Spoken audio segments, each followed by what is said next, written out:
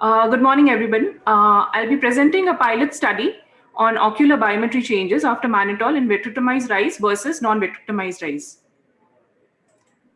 I have no financial disclosures. As is a common practice of using hyperosmotic agents to relieve acute pain and for preventing vascular occlusion from high IOP in non-vitrectomized eyes. However, previous studies have shown comparable IOP reduction between vitrectomized as well as non-vitrectomized eyes with mannitol. To best of our knowledge, there is no study in the literature which evaluates changes in the ocular biometry associated with mannitol in vitrectomized eyes and the mechanism behind it.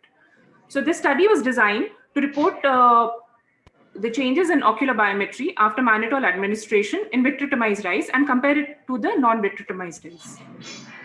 So this was a case control pilot study undertaken at a tertiary care center between July 2019 to April 2020 with 10 consecutive eyes in each arm. So group 1 included vitrectomized eyes with silicone oil injection with IOP more than 40 mm of Hg, and group 2 included newly diagnosed cases of open angle glaucoma with IOP more than 40 mm of Hg.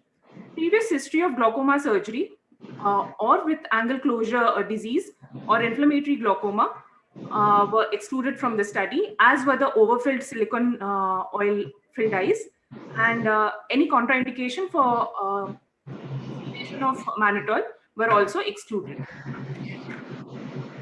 So pre and post mannitol ocular biometry was done, which included the axial length, anterior chamber depth, lens thickness, and central corneal thickness was noted. And the vitreous cavity depth was calculated using this formula. The baseline characteristics were comparable in both groups, and the IOP reduction noted in both groups were statistically significant and comparable. The anterior chamber depth remained unchanged in the vitrectomized eyes, but showed a significant increase in the non-vitrectomized eyes. The CCT showed considerable decrease in both groups, and which was statistically significant. Now coming to the axial length, which also showed a statistically significant decrease in both groups. Hence, the vitreous cavity depth, which was calculated, showed a decrease in both groups, but it was statistically significant only in the non-vitrectomized eyes.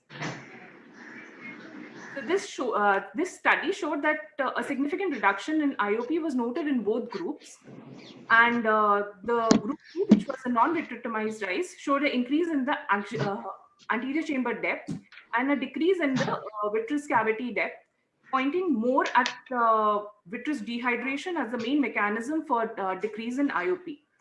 However, group 1, which was vitrectomized eyes, showed a decrease in axial length and unchanged anterior chamber depth with a non-significant decrease in the vitreous cavity depth. So the mechanism behind the IOP reduction, which was significant, could be due to the centrally mediated mechanism via osmoreceptors, resulting in a decrease in the aqueous production itself. A similar study done by a group called Magor et al. Identified the change in the ocular biometry changes by instilling a low dose mannitol, and concluded that apart from vitreous dehydration, mannitol also acts on the central osmoreceptors and thus decreases the IOP centrally. Hence, mannitol acts by direct osmotic dehydration mechanism and also by a central mechanism via osmoreceptors. However, we did have some limitation. This being a pilot study had a very small sample size, and the degree of zonular weakness was not taken into consideration, which may have contributed to a greater change in the anterior chamber depth in either of the groups. And the choroidal thickness, which should have been studied along with the biometry data, was not taken into consideration. So to conclude, a significant increase in the anterior chamber depth and a decrease in vitreous cavity depth was noted in non-vitrectomized eyes, which signifies the dehydration of vitreous body post-mannitol as a main mechanism of reduction in IOP.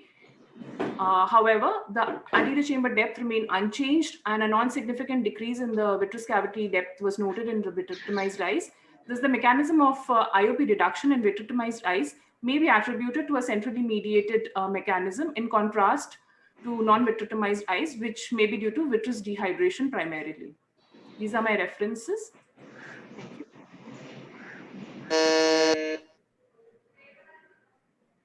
Thank you, Dr. Sahu, for the session. Can we have the questions now, please? It's a very innovative study and a very different take on the vitrectomized vis-a-vis non-vitrectomized. Just a small suggestion, make the font on your slides larger and make it less noisy. Sure, ma'am. Then it becomes more visible what you want to speak. Sure, ma'am. I'll take you, ma'am.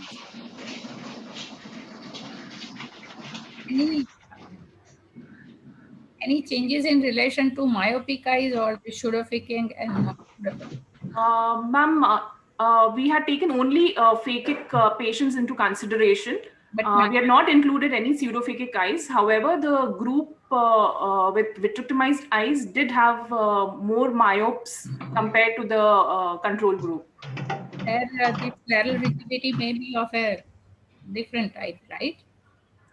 Yes, ma'am. And I would like to know, what do you mean by overfilled silicon? All are silicon filled eyes, no? Ma'am, overfilled silicon oil is a condition wherein we'll not be able to see the meniscus of the silicon oil on inferior gaze using a indirect ophthalmoscope.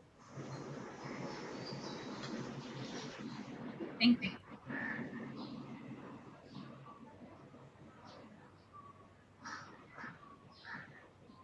No more question. Go to the second. Yeah. Thank you, Dr. Sahu.